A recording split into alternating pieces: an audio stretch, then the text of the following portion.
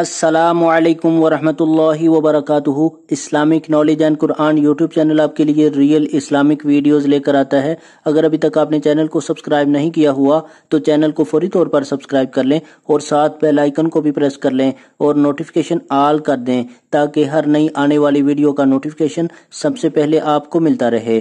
بہت شکریہ۔ تو چلیے آج کی ویڈیو کا آغاز کرتے ہیں اللہ رب العزت کے بابرکت نام کے ساتھ۔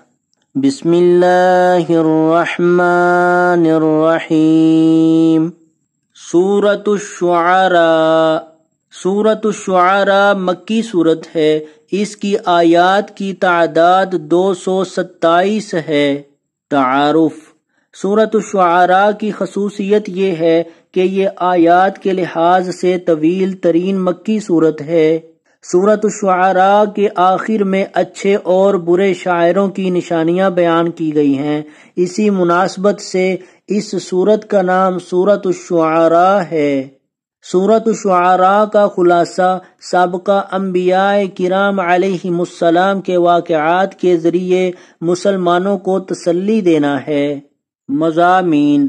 سورۃ الشعراء کا آغاز حضرت محمد رسول اللہ خاتم النبیین صلی اللہ علیہ وعلا آلہ واصحابہ وسلم کو تسلی دینے سے ہوتا ہے۔ پھر سابقہ انبیاء کرام علیہم السلام کا اپنی اپنی قوموں کو حوصلے اور ثابت قدمی کے ساتھ اللہ تعالی کی وحدانیت کی دعوت دینے کا ذکر ہے۔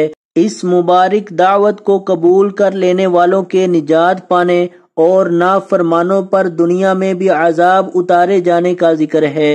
ان واقعات کے ذریعہ حضرت محمد رسول اللہ خاتم النبیین صلی اللہ علیہ وعلا آلہ واصحابہ وسلم اور صحابہ کرام رضی اللہ تعالی عنہم کو تسلی دی گئی ہے کہ ایک دن ایمان والے ہی کامیاب ہوں گے۔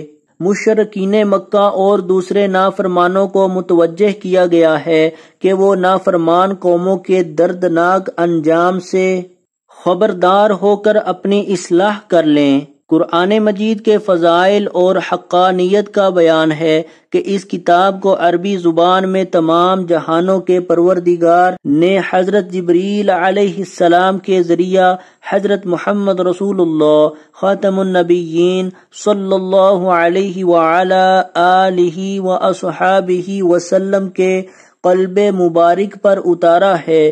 سورت کے آخر میں شاعروں کی عمومی کمزوریوں کو بیان کرتے ہوئے اچھے شعراء کی صفات بھی بیان کی گئی ہیں۔ تو آج کی ویڈیو اگر اچھی لگے تو اس کو لائک، شیئر اور کمنٹ میں اپنا اظہار ضرور کیجیے گا۔ ویڈیو دیکھنے کا بہت شکریہ۔ جزاکم اللہ احسن الجزاء فی الدنیا والآخرہ۔ السلام علیکم ورحمۃ اللہ وبرکاتہ۔